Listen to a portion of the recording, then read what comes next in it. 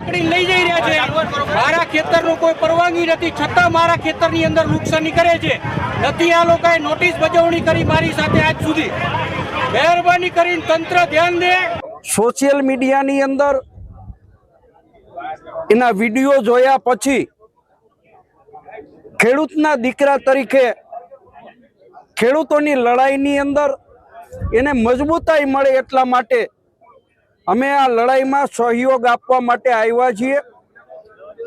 અને અહીં સૌ ખેડૂતોને ખાતરી પણ આપી છે કે આવતા દિવસોની અંદર પણ તમારે જ્યાં લડાઈની અંદર જરૂર પડે ત્યાં તમામ પ્રકારની લડાઈઓની અંદર અમે સાથ સહકાર આપવા માટે અહીં આવવાના છીએ। વાઢિયા ગામે અમે આજે જે ખેડૂતોના ખેતરમાં 10 વીઘા 15 વીઘા વધ્યું હોય એની છાતી ઉપર જે ખાડા ખોદે છે, ખેડૂતની છાતી ઉપર જે રીતે થાંભલા દાદાગીરીથી જો હુકમીથી અને પોલીસ પાર્ટીના સહારો લઈને અને કલેક્ટર ખુદ અદાણીનો એજન્ટ બની ગયો છે, ત્યારે આવી રીતે જે થાંભલા ખોડે છે એમાં આજે 36 દિવસથી આ ખેડૂતો આંદોલન કરે છે।